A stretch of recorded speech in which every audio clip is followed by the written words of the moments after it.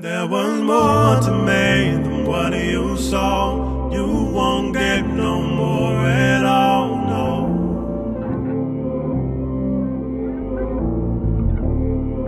I'm moving on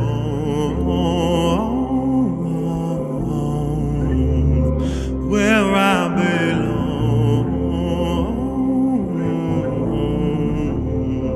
because I'm strong. I'm moving on.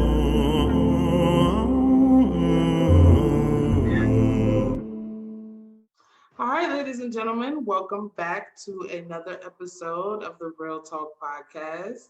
Tonight is just me, no Mike, because we're going to have a little bit of girl chat.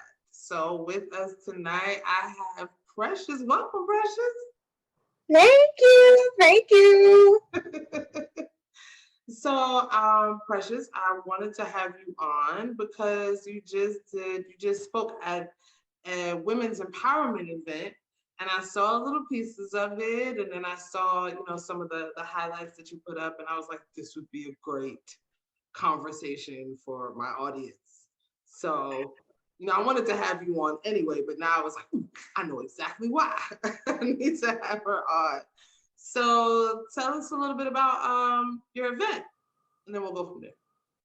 Okay, cool. So on this past Saturday, I was asked to be on a panel for this women empowerment event, and so it was called Girls Keep Going, and it was the energy. Like, I'm still full.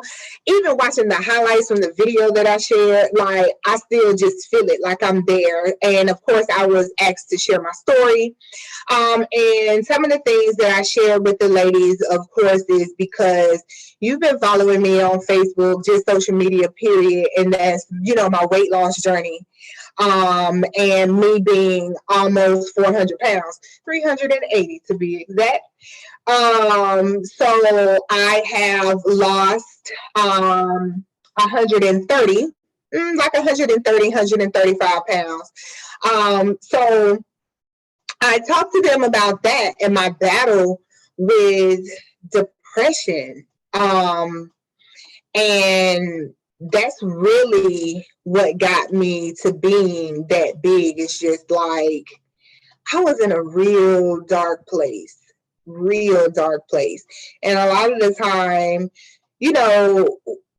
women, we carry so much on us because we have to be the mom, we have to be the wife, we have to be the career woman, we have to, do all these things, and we're expected to do it with no complaints, basically.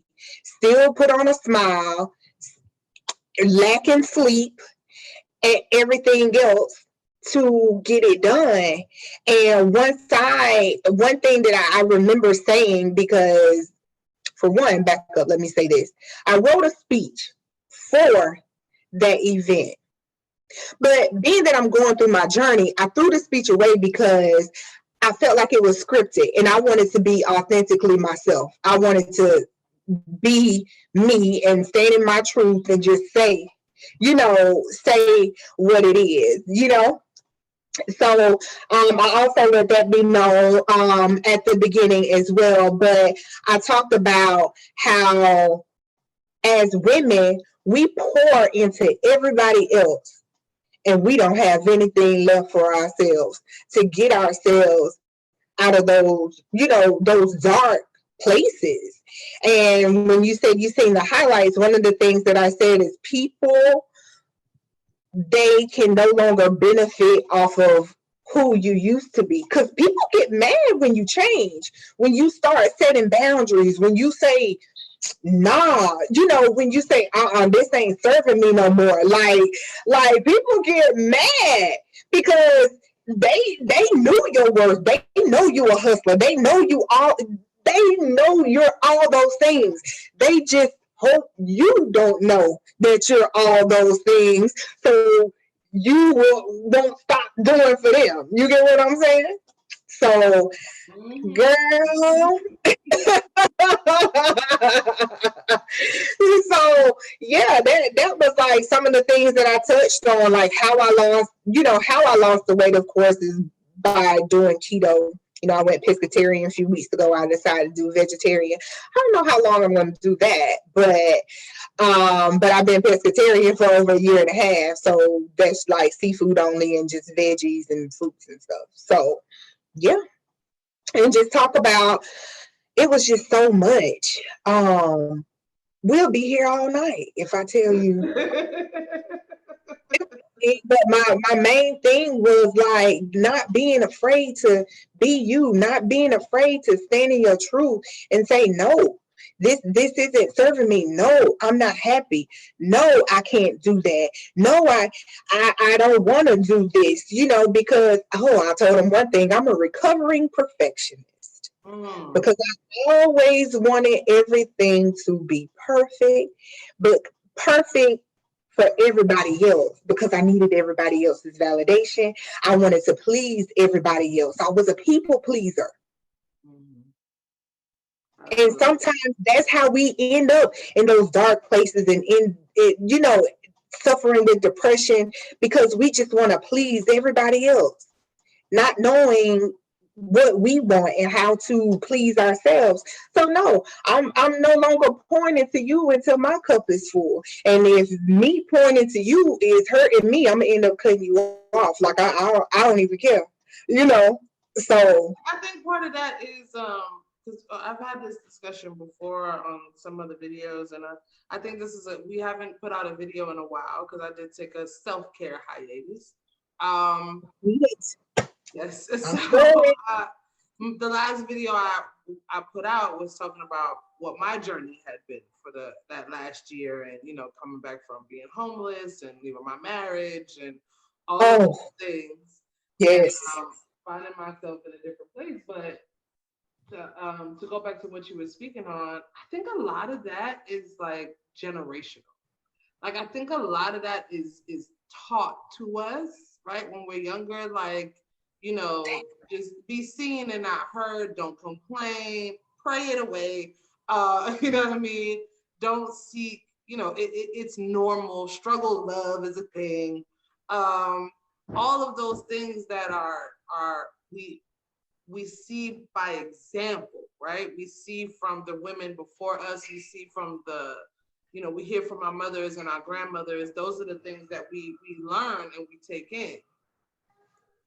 So yeah, like I was saying, I think a lot of that thought process, like for me, like I come from like a real old school West Indian background. And so I remember when I, was getting married, asking like my grandmother, right? Like what advice she had for me or what I should do. And she was like, I'm going to tell you the same thing I told your mother, like keep his shirts ironed and the house clean and your mouth shut. And I remember being like, what? What? Like that's what? That's all you got for me? All right. You know what I mean? See why your marriage was the way that it was. You know what I mean? But I don't think it's something that we tell enough to ourselves or to each other, which is like, you gotta focus in and take care of yourself. And there should be no guilt behind that. Girl, when I first started, I felt so guilty for choosing me. Isn't that crazy? Mm-hmm. I felt so guilty for choosing me because I felt like I was letting everyone else down. But I decided that I do not want to continue to be quiet so you can be comfortable. And I'm uncomfortable and I'm miserable. And and also, well, going back to what you said about generational, I just told my sister that we have to break the generational curse. It's nothing wrong with how we were raised. I'm not saying anything about my mom or, the women in my life. I'm not saying anything bad about them because they did the best that they could, and they went based off of, just they were bringing it, doing the best that they could. What worked for them, yeah. Right, what works for them, but that don't work for me. That doesn't work for me at all. I remember seeing a young lady on Facebook saying, "Well, why marriages don't last like it did with my grandma and them?" Because your grandma didn't have an education, probably. Your grandma didn't have a job, probably. So your grandma had no other choice but to sit up there and put up with your granddaddy, who most likely had outside children, other women, and all of that, because he was out of town. Yeah. the breadwinner. But guess what? That's long gone, because women can work now. Women are graduating with degrees now. Now let me take a step back, because sometimes people get mad about that. That doesn't mean that we take over being a man. You get what I'm saying? I'm very much feminine, and I have no problem submitting as long as I'm not being led blindly. So, like, you still have to be there for you. You still have to pour into yourself. You have to make you happy. And stop depending on him or her to make you happy. Stop putting those false expectations on other people, because you should be happy within yourself. They should be happy. And then y'all come together as a collective, to do things that way. It wasn't until this journey that I finally had to understand that, and I had to grow and know my worth, and, all of those things. You have to do some deep digging, because a lot of it is generational, and you have to. I don't know if you see my picture where I had on my shirt that say "unlearn that shit." You have to unlearn. Yes. You have to unlearn a lot of stuff. Yes, because the demons catch up to you. Like that's the phase that I'm in now. Like you, like in my new relationship, right? I've been saying that this relationship is trial by fire, because you go through things, and your mindset shifts, right? Because you've been dealing with someone or something, whatever the case may be, for so long. And then you get out of that situation, and you're like, I needed a minute to cry and whatever, but I'm good. Like, I'm healed. Like, I'm fine. I'm ready, right? And then you move into another situation, and what you didn't have in that gap space, how people are like, girl, you need time to be by yourself. It's like, yeah, that's true. But what doesn't happen in that space is you're not faced with certain things. So you don't The know. new relationship make you work on yourself. Listen, okay? So I'm like, trauma. It makes you like, what the? Yes. Yeah, so I find myself in situations now where I'm like, oh, I didn't know that was a problem for me. I didn't know that I reacted like that to that. I didn't know that was a thing. But taking the time to work on myself, I mean, don't get me wrong, I was out in the street stuff, but taking the time to work on myself in that span, like not being seriously in anything, right? Taking the time to work on myself allowed for me to understand the importance of self-awareness, right? So I may have an initial reaction to something, right? I may be triggered by something, but the difference is I recognize that I'm triggered, right? Like, as before, I just would kind of roll with the emotion and then just have an attitude and be upset. But now it's like, oh, no, wait a minute. Oh, that's a trigger. Okay, wait. I have to find a new approach to these things. But if I hadn't taken that time, like I said, if I hadn't taken that time to just figure out who I was, you know what I mean? Figure out what I liked, what I didn't like, what worked for me, what didn't work for me. Figure out why I leaned into this relationship the way that I did. You know what I mean? What attracted me to that trauma, right? Because sometimes trauma comes at us, but sometimes we walk headstrong right into that shit. You know what I mean? Like, I was a fixer. I felt I was a fixer and an earner. That's what I call it. I felt like, you know what? if I could fix him, then I can earn the love. Baby, it was the challenge. You liked it the challenge. Yes. You liked it the challenge. Yes. I was like, oh, all these broken pieces, girl. Watch me make this masterpiece. And instead, Let me put it happening was I was breaking down the Mona Lisa that is me, right? So when I walked away, not only was he not fixed, but I was now even more broken. You were broken. But that's also where we have to learn. First of all, let me tell you about those triggers because I've been faced with a lot of them. And how I deal with that, because it's something totally new for me, because I wasn't doing it, I use my voice. I speak up. Mm-hmm. And I say, hey, so when you did this, or when you, like, let's talk about that, because it made me feel this way. I want you to, I mean, well, it's left up to you if you understand my point of view, because my emotions are not invalid just because you don't understand them. But let me just say that that's the trigger for me. You get what I'm saying? And here's why. I will continue to work on me, but when you do these things, it makes me feel like this, So we have to. That's a hard. Have to speak up. Yeah, and it's a hard conversation to have. Like for me, with my past traumas, having the conversation was very hard for me because typically those conversations would lead to more drama, more problems, more issues, more arguments. Or you brush it under the rug. Yes, you know what I mean? And it would make me, like, oh, you tripping, or your priorities is fucked up, like that type of stuff. And so it would make me kind of like, oh, well, maybe it is me. And now I'm like, no, it's you.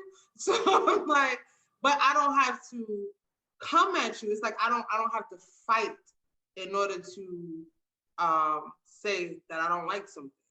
And that's the trade-off. A lot of people come out of situations and they were so beaten down, for lack of a better way of putting it, they then become like pit bulls in every situation afterwards. And it's like, it's not necessary. You just have, it's situational.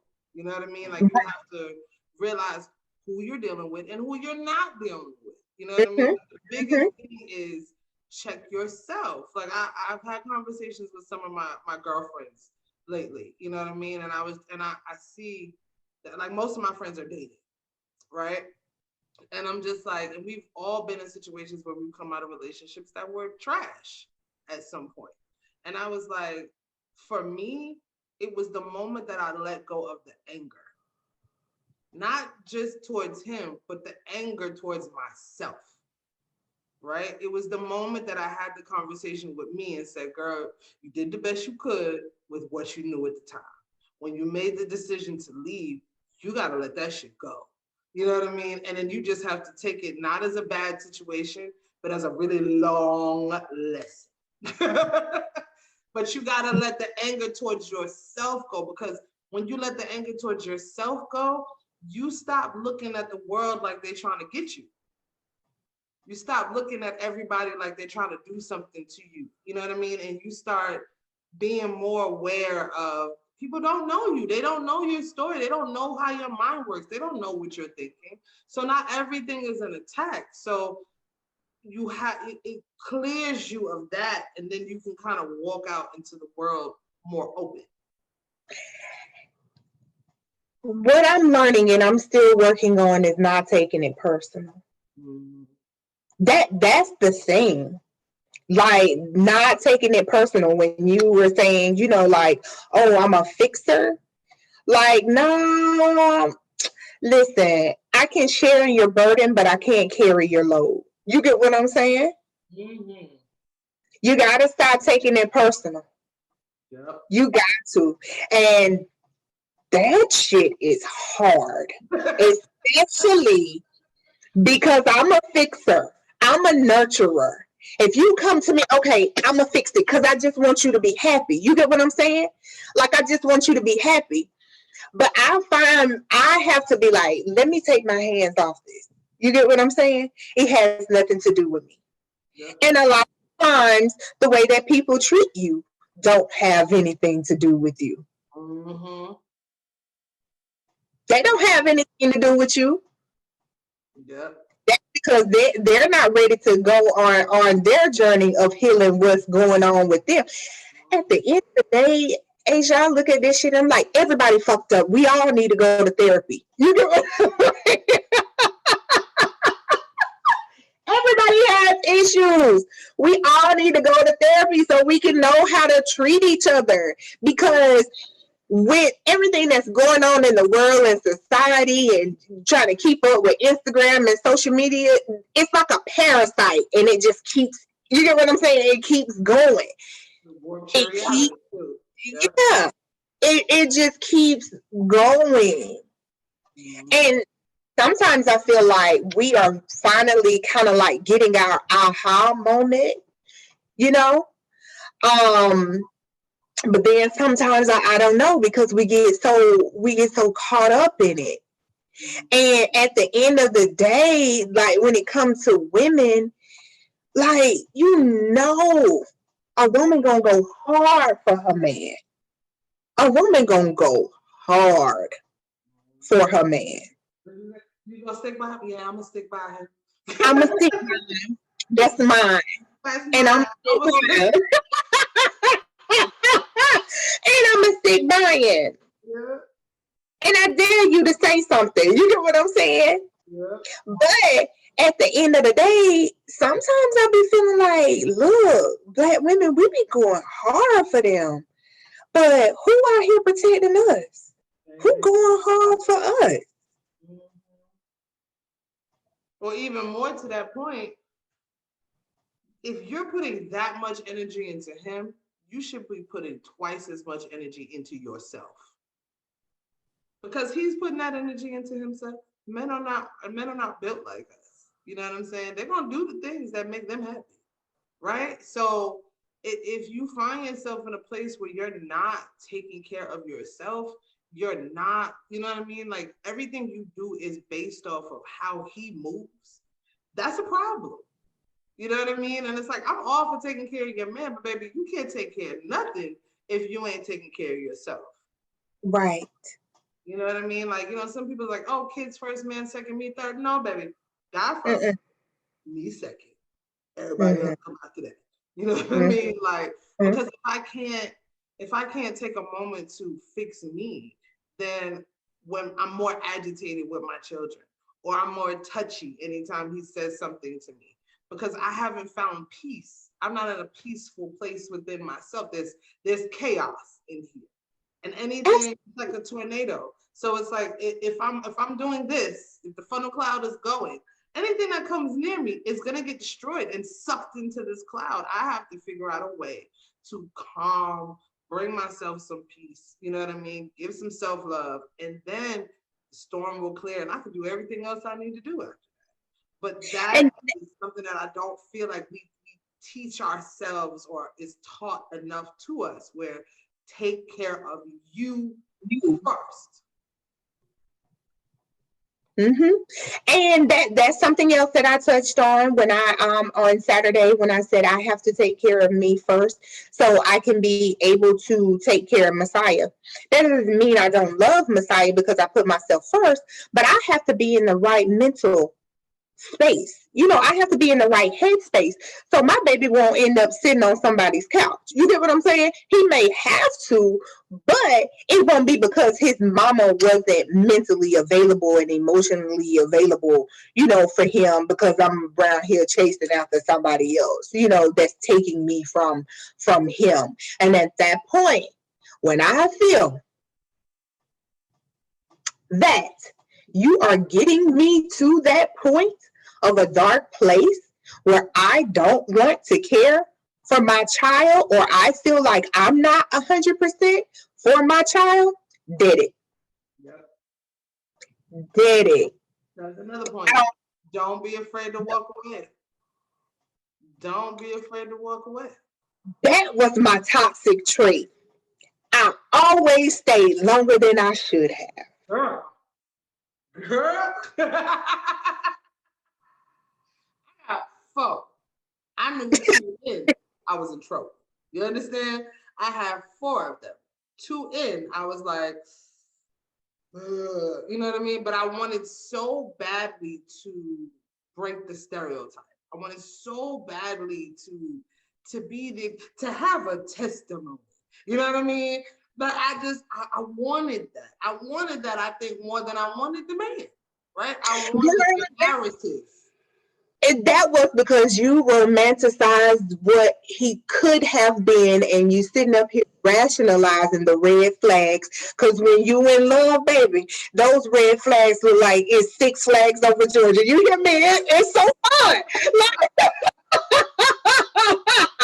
like, oh, come here, mess up my life. Like, it's I call that negotiating with your spirit. Like, you start negotiating. You're like, well, that's the whole narrative of like I ain't got to be the only one as long as I'm the number one, or that type of stupid shit. You find yourself doing deep down, that shit don't feel right to you. And look, I don't have the most traditional views on relationships, and anybody who's seen my videos would be like, if I said I did, they'd be calling me a hypocrite. But I lean more into traditional spaces. I'm good with that, right? But I'm like, I understand the other way of doing things, but I feel like every no matter how you decide to go about your relationship, it has to be right. You shouldn't be compromising yourself, your spirit, any of those things for the sake of someone else, right? So if you decided to roll into a situation where you wanted to be proud, it's got to be because that's what you wanted to do. You want to do. Yeah, no, choose her. Yeah, no. Like, if you ever at a spot where you trying to make a choice, choose her. Because I know the kind of love that I give, and I know how I love, and so therefore it shouldn't even be a choice. You get what I'm saying? So no, let me make it easy for you. Choose her. But she gonna throw you out, because more than likely she's dealing with you because she only wants the nice pieces. You know what I'm saying? She only wants the parts that feel good. When she get the full version of you, she gonna sing your ass back. It ain't nothing gonna be here. That's usually how it works out. It all but no exchanges. Returns. Is no returns. No, baby. Yeah, but I agree with you. Like, is choose her, because I had to get to a place where I was like, no, I'm dope. I'm not perfect, but I'm dope. You know what I mean? Like, I'm a good human being, a good person, a good wife, a good mother, and I know that I'm not perfect, nor do I strive for perfection, which is why I'm so good. So, like, once I got to that place where I realized all of those things, the self-care part kind of kicked in a little bit more, because it was easier to push some of that guilt. And like I said, I realized that the guilt was irrational guilt. You know what I mean? It was like, especially with my situation where I decided to leave their father, and then I ended up homeless. And I was like, oh my God, like, am I being punished? I didn't make the right, yeah. And I was like, what? Like, I couldn't roll into that space fully, because I was like, no, I mean, this shit is hard, but I don't want to be there. You know what I mean? That is how you know you were over it, because you were like, I'm faced with this, but I still don't want your ass. You know, like. I was like, no, I'm good. There was never a moment where I looked at the past and was like, damn, I wish I was back there. It was like, I wish it wouldn't have ended how it did, but I don't want to go back. You know what I mean? Like, I wish it would have been a more calm and amicable split. You know what I mean? But I'm like, I ain't walking back into this situation. Like, I'm good. Like, it wasn't even, at first I thought it was, oh girl, you just out here in the streets and you enjoying yourself. It wasn't that. It was, my spirit felt free. Like, as tough as things were, as hard as life was, I wouldn't trade that feeling of freedom to save my life. You know what I mean? And that's why I say like it was easier to roll into the relationship I'm in now because I still feel free, right? Like that was my fear. Like I was like, well, I gotta be. Like I used to joke when we were talking. I used to tell my friends like, I'm still in pre-girlfriend negotiations, right? I'm still trying to figure out if I want to do this shit. But Because what it was, yeah, I was like, I just didn't want. I was scared of the heavy. You know, I was like, I don't want to be like. That's where your boundaries come in at. Mm-hmm. And if you have healthy boundaries, I'm still learning. You know, I'm out here soon about to be divorced, and it's all good. It's all good. Girl, look, I was so. It's terrifying. It's mind you, my paperwork ain't even done yet. Okay, but I'm like, it was. You got to get on it. I'm getting on it, but it was scary. It was scary for a lot of reasons. It was scary because it was like this is officially saying that this is over. It was scary because it was like, oh my God, like what are my kids gonna think? How are my kids gonna feel? Da, da, da, da. And to be honest with you, it was my kids. It was my oldest daughter saying, you know, the person I was dating, you know what? I was like, do you feel a way about mommy dating and having a boyfriend? She was like, no. She was like, I'm glad you found somebody because you was miserable. And I was like, oh. Girl, it be your own kids, don't it? Because I tried to have this conversation with my baby. Mm-hmm. He was like, just do whatever makes you happy, Mom. Do whatever that. I was like, okay, come through, young one. You know, like, how does he already know about happiness? Let me tell you something. My baby, because for one, I am nonchalant. I can be very nonchalant. I care about what I care about. But if unbothered was a person,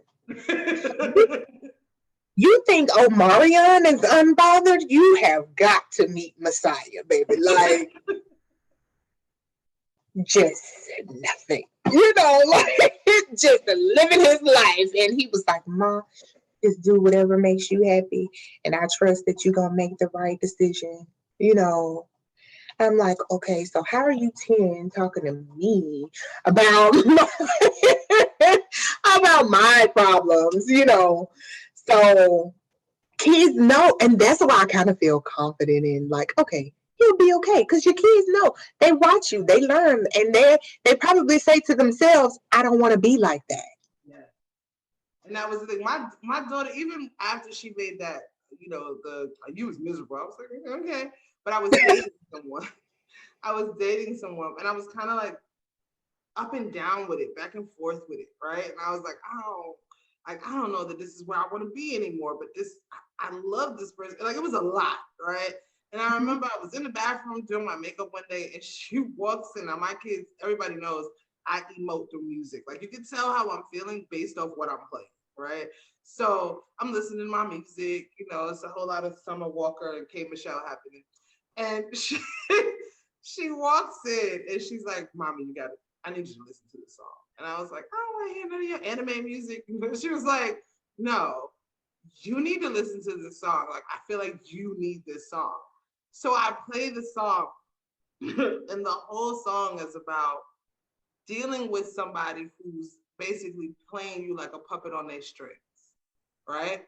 So they with you when they with you, but the second they start feeling you pull away, they pull back. You know what I mean? Like they're like, no, come back. And then when you good, they start being distant again. And I'm listening to the song, and I looked at my child, I said, oh, so you've been in my conversation. You've been ear hustling. She was like, no, you just don't look happy.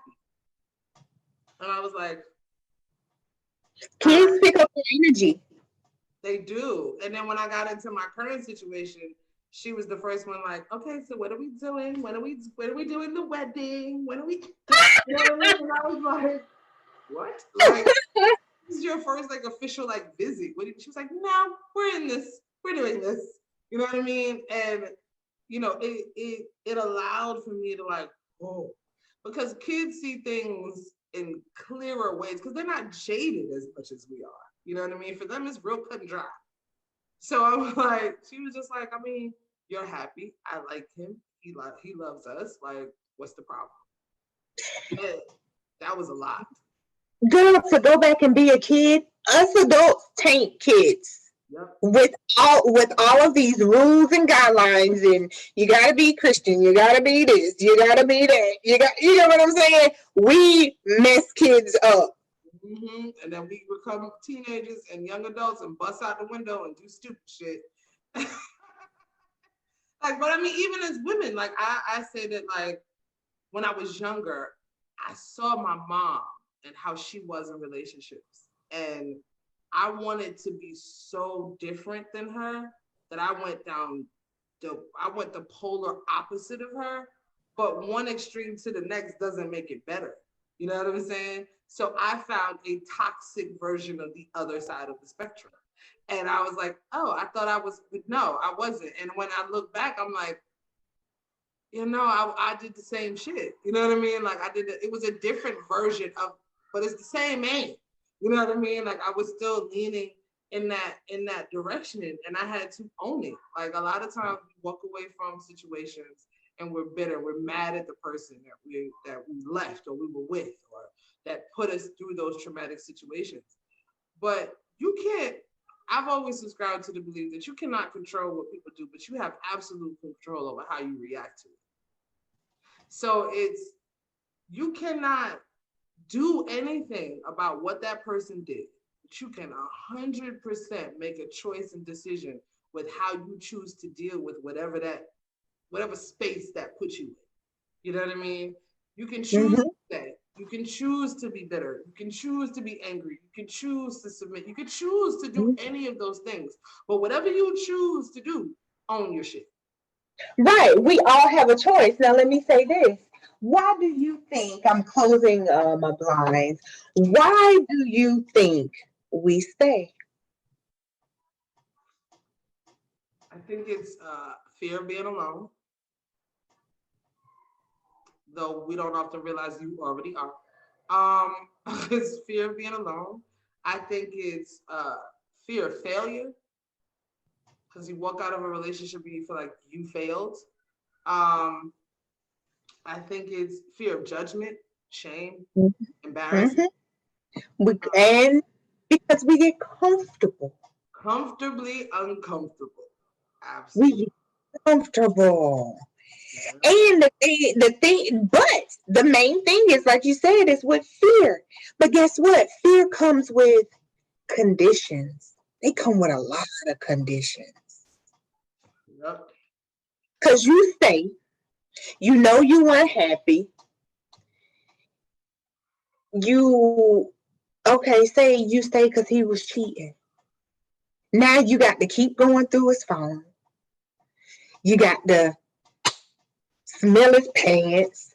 You got to see how many miles was on the car. You get what I'm saying? You put yourself through all of it. Look, it ain't worth somebody making you crazy. Bringing that out of you. Or even beyond making you crazy, making you turn off, like become numb to disrespect. Feeling like you deserve it. Yes. Yeah. Internalizing they shit. And I know that feeling. That moment of, like, I always tell people, I didn't leave because he was cheating. I left because I had a moment where I realized that I didn't care. And I didn't care because I didn't feel like I mattered enough. You get what I'm saying? Like, I felt like I had a reaction to him doing something, right? But the reaction felt so fake and so false because I reacted because I was like, well, other people know, so I guess I'm supposed to react. But I didn't actually care. I did not care. It felt like the norm. You know what I mean? And I also was like, it made me look at myself in the mirror, and I did not recognize myself. You know what I mean? I had put on a ton of weight. Like, I didn't care about none of this. You know what I mean? Like, I I remember looking at my closet and going, I don't even have clothes to wear outside. I just got uniforms and pajamas. You know what I mean? Girl, I know I didn't. That I would say from 2019, from 2019 to 2020, that was when I gained the most weight. That and I was at my heaviest. I found myself not even wanting to get out of bed. Sometimes I found myself just, just going about it day by day, staying here because what people gonna think. Yep. Staying here because you got to stay in your marriage and your husband, and not to necessarily say that he did anything wrong. That's not the picture that I'm trying to paint. I'm not trying to say that he's a bad person at all. Not at all. But it was just no longer serving me because I finally realized that I had been lacking what I deserved. And it hit me that, they say that they love you, but had I loved myself, I would have been able to see through a lot of the bullshit. You get what I'm saying? Absolutely. I would have been able to see through a lot of it. And that's not to throw shade at anybody because I don't have any regrets. I got some never agains. And not even just from this situation, just overall, over all of my relationships. I don't have any regrets. I definitely have some never agains, but I take it and I have learned from it because like that shit will put you in a dark place because you give so much of yourself. And you find people saying, oh, well, I love hard. I'm just a person that love hard. No. There's no such thing as love hard because guess what? You shouldn't even be loving that hard when it's just love. You shouldn't even be, you get what I'm saying? It should not be draining when it's just love. To be hard. What struggle love is not a thing. It is not. You don't have to struggle to earn love. You don't have to struggle to prove your love. Like what it is your love for each other is what makes those struggle moments easier to get through. You know what I mean? But you shouldn't have to struggle first to get there. Like that's the problem. And I want us to stop feeling like we have to prove our worth. We don't have to prove our worth. They already know. They already know our worth. Just continue to walk in being you. But sometimes you're just like, oh, I just want him so bad. Girl, trust me. We all want love. We all feel like, oh, when is it going to be my time? But you got to continue to work on yourself. And trust me, the right person gonna see your worth. You ain't got to jump through no hoops. You ain't got to do no cartwheels. You don't have to do anything. The right person, they're going to be able to see that. Just be you. But how can you be you if you don't know who you are? Amen. Amen. And to know what you said, the right person will see your worth. There's a difference between that and being with someone who you allow to determine your worth. Huh? You know what I mean? Like I'm only worthy because he said no. Like, girl, he. The thing I see about men is as much as you know how they joke and they say like a woman knows right away whether she's gonna sleep with you or not, right? I feel like when a man meets you, he knows exactly how he sees you. And he knows exactly what he want to do with you. Right off, like he gonna be able to tell if he can run through you or run over you. and if you about your shit. Yep. He gonna be able to tell that. Mm-hmm. Yep. And He, there's something to be said for someone who appreciates that in you, who doesn't ask you to diminish yourself or adjust or shift or change or anything. Because if you truly love somebody or care about somebody, you're going to make certain adjustments. Those things will naturally happen because you're human beings. You got to work around each other. But if you feel like you have to do a complete and total personality shift, or you have to become someone else or move like someone else to be, that ain't the person that's for you. You know what I mean? That's not the person that's for you. That's not the situation that you're supposed to be in. And he know that. but also too, I just feel like we can't put a lot of blame on men when it comes to that. We have to take accountability in that, because why are you forcing it? Mm-hmm. Yep. It just shouldn't be that hard. Why are you forcing it? Let me tell you something. Lately, I have been waking up, and I tell you no lie. And it may seem hard, and it may seem cocky, but baby, I'm gonna toot my horn. You hear me? Because I've been through a lot, and it took me going through all that to finally see who I am. I'd be damned if I let somebody come and take that, because I don't play about me. You get what I'm saying? Mm-hmm. But I find myself waking up in the morning time like, girl, you better realize who the fuck you are. You get what I'm saying? And I say it like, girl, you better realize, because it ain't ever my loss. It's yours. Girl. Girl, you never realize who you are. So yeah, facts. And we have to tell ourselves those things. We have to tell ourselves that, but we also have to believe it. Yes. And like you said, just as we going hard for everybody else except for us. You go to somebody else's job and go hard for them. You do, everything else except for going hard for you. Why is it so hard to go for you? And if you're not gonna go that hard for yourself, how you gonna ask somebody else to do it? How do you turn around and ask anybody else to love you more than you love you? But that also goes back into how we manifest a man in our life. Everything you writing on that paper, you better make sure you can deliver too. Amen. Amen. Because you want somebody that's out here on a Birkin bag budget, but you over here getting your bags from Target. No shade, but you get what I'm saying.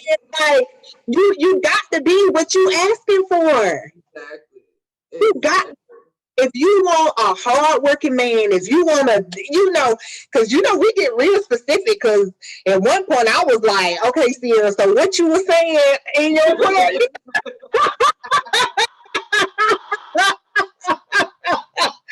But you also got to be in a line to what you asking for. You can't be asking somebody to bring stuff to the table and all you bring is the table. Like, that's, what I'm saying? You the person that only bring the napkins to the cookout. Like, don't be that person in your Bring the life. paper up. Like, no, bitch, you need to get in the kitchen and cook some shit. You know what I'm saying? Or don't come until you can. Right? So it's like, don't come to the table looking for something until you ready. In every sense of the word. And then that's the thing is when you are focused on you and you are focused on what you got to do and what you got going on and working on you, that's when it comes. It does not, the Bible does not say, blessed is she that findeth the husband. Okay? Right. All right? Right. And I'm like, I take that as, I'm not supposed to be out here searching for anything. What I'm supposed to be is in a space where I'm so aligned within myself that I'm open to what God has for me.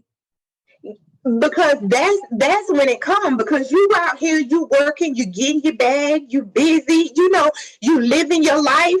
Trust me, he watching, he checking, he can feel the vibes, and you get what I'm saying. You gonna get the right one, but don't jump at the first.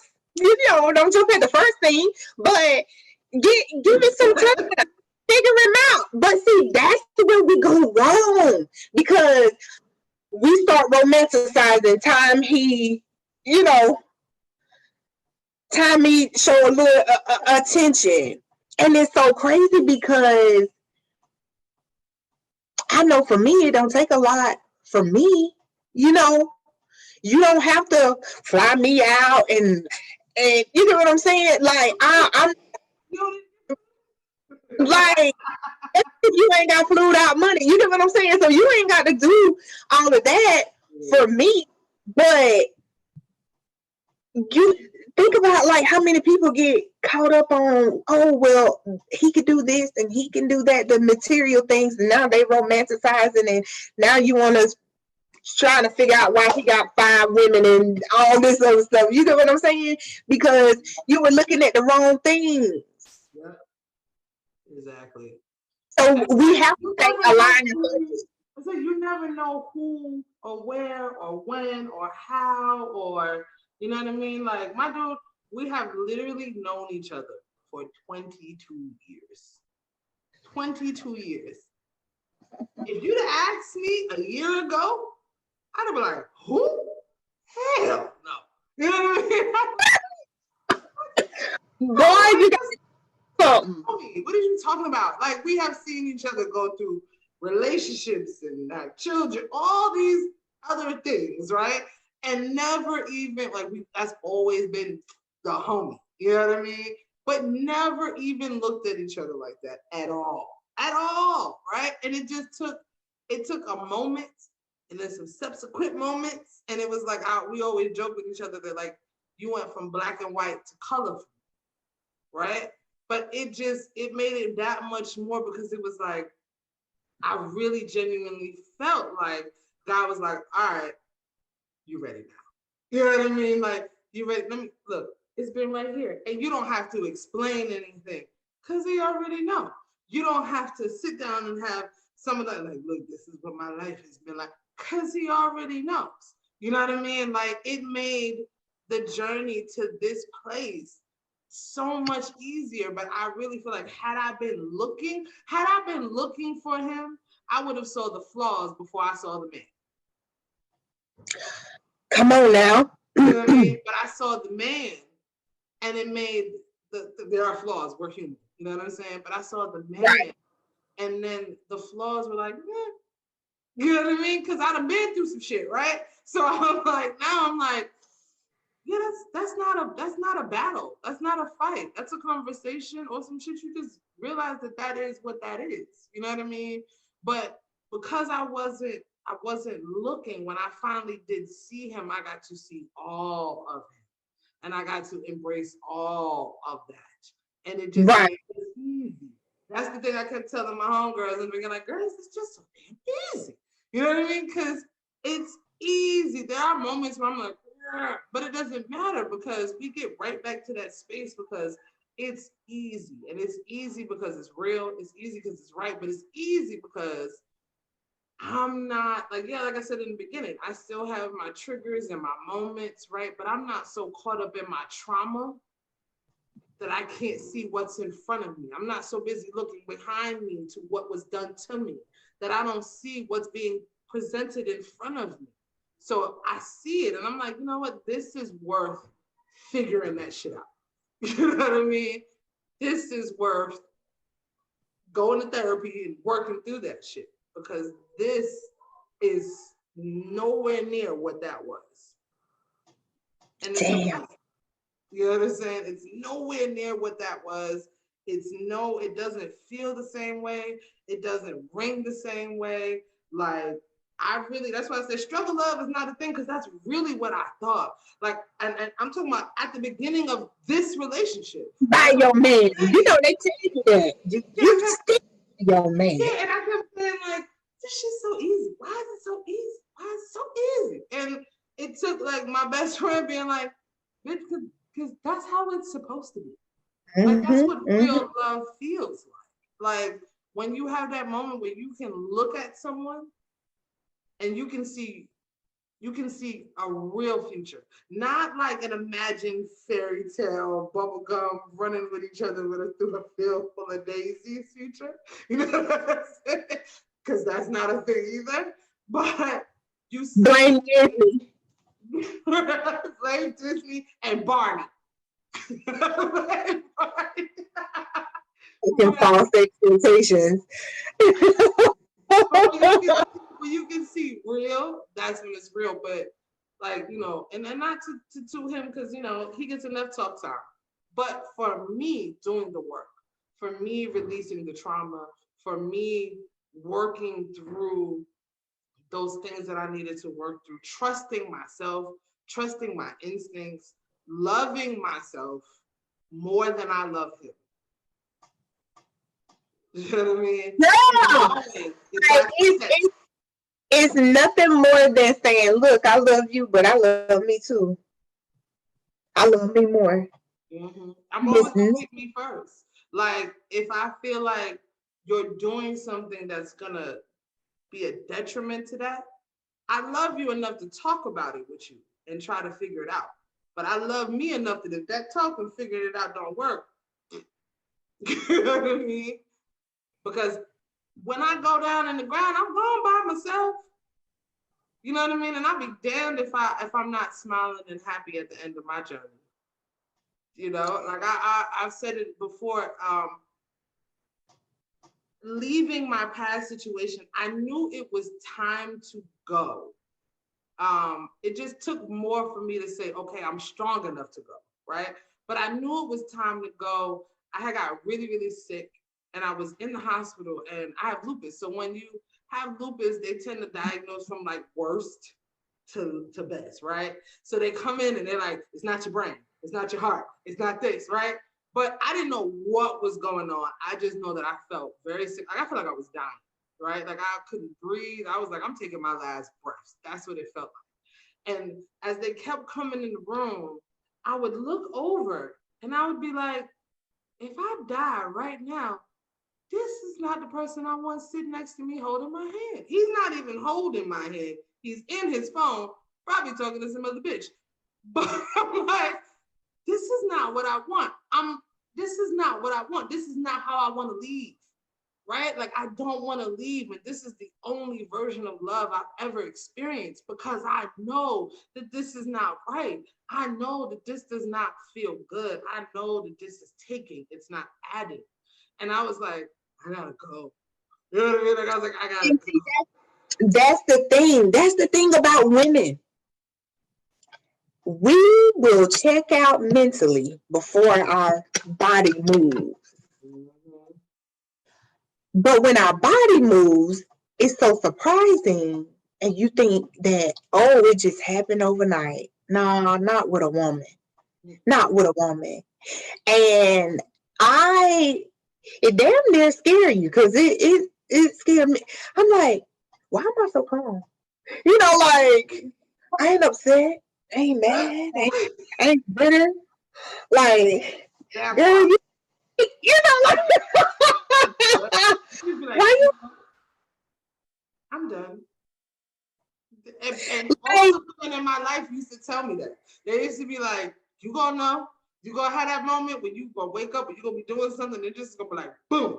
And you're gonna be like, ugh. And for me, it was like, I woke up and I looked over and he was asleep, and I was like, wake up, wake up. And he woke up and was like, well, I was like, I'm done. No, I can't do this no more. He was like, what? And I was like, no, we need to separate. I can't. I'm done. And there was no changing my mind. I didn't feel bad about it. I didn't cry about it. I said what I needed to say, got up, took a shower, went to work. Like, it was like, I might as well have been talking to him about what I had to pick up from the grocery store later that day. I was like, yeah, this is it. And I'm done. And I have never been more sure about a decision in a month. Girl, let me tell you, right now, it damn near scared me how calm I am. And I'm just like,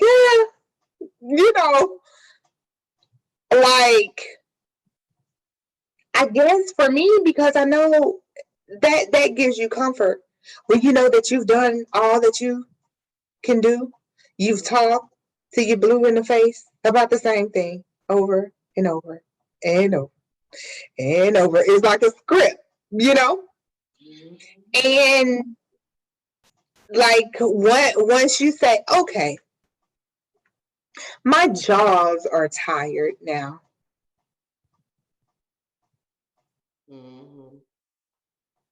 And so all of a sudden you feel nothing. And that's but it's not like a numb nothing. It's like no, it's not a numb nothing. Peace. Like they say, like when God wraps his arms around you, it's a peace that's beyond all understanding. It's that peace. It's and I wish you the best. Yes. And I mean it. And I mean it. Like, and I understand that I wasn't your best. You get what I'm saying?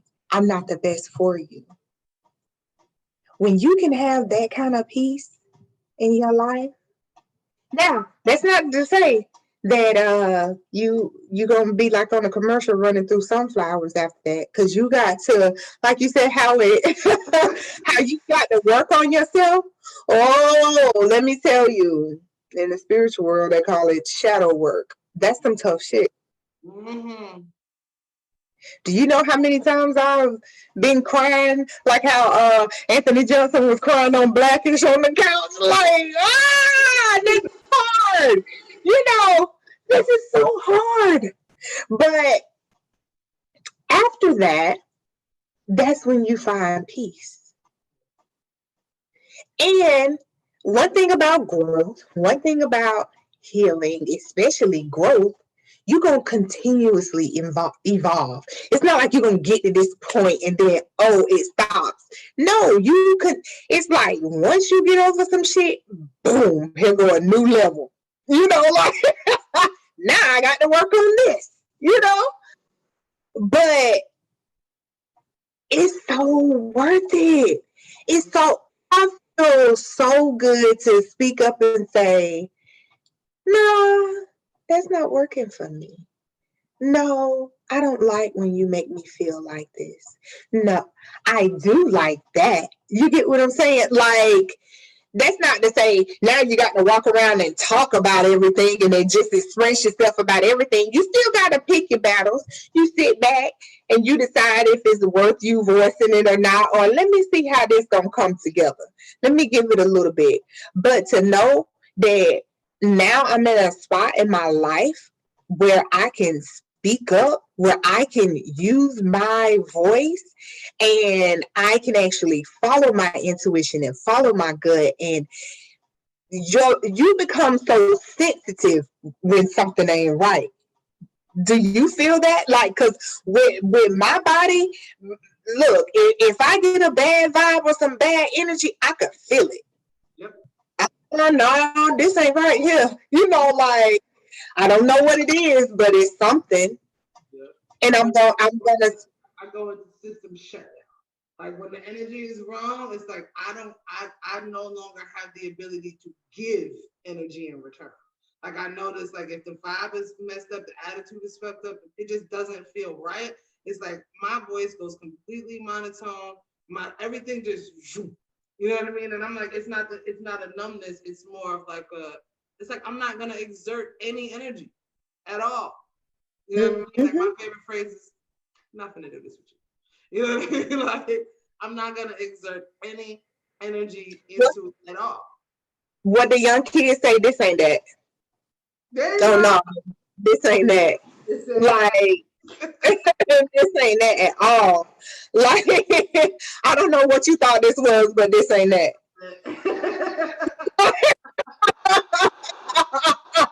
Quickly, this ain't that. And I'm just, it feels good. At this point, man, I love me so much, like it's so far here, I ain't changing for nobody. Like that's how I feel. It's like a rebirth, you know? Yes, yes, yes. And you'll also start to notice when you disconnect yourself from certain things. It don't always have to be people. It can be, when you disconnect yourself, everything starts falling into place. So when it starts falling back into place, because you know how people work, they see it, it's all good, and they want to stick their claws in you.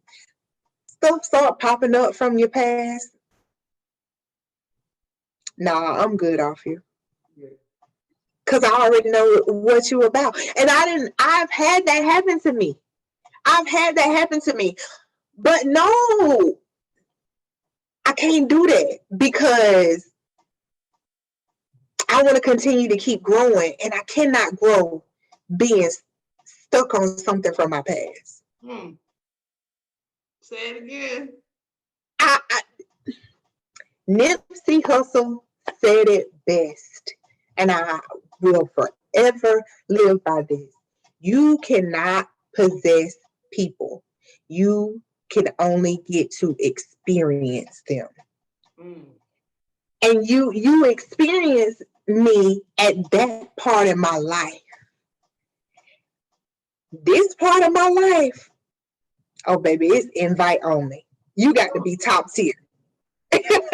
You got to be top tier to get this experience. Girl, yes, we gonna call it on that. That is a perfect place. Perfect. You gave me so many quotables on this. I appreciate you. You know you're gonna be back. You know you're gonna be back. I'm gonna start bringing you back like every other month. What? With some real good topics. Sometimes I like to be a little argumentative with men, and call them out on their stuff, make them uncomfortable. Yeah, I definitely. You know what? Next time you come on, we're gonna have Mike. He like to argue. We're gonna have Mike. We're gonna have Mike on the next time we come back. And yeah, that's the perfect energy. We're definitely gonna make sure that he's on with us the next time. And I'm gonna find just the right topic for us. Just the right ones. Just the right ones. Because look, I might bring Jono, because Lord knows he's gonna argue. Bring it to me. It's also helpful too, because I like to know how a man think, Yes, I definitely. We got to get you on to the King's Council. We got to bring you in and have you sit down and have a conversation with the fellas. Let's see. Forward. That goes. But in the meantime and in between time, I appreciate you. Thank you so much. You are so awesome. You look amazing, girl. Keep up the good work. I'm moving on because there's more for me. Yeah. God showed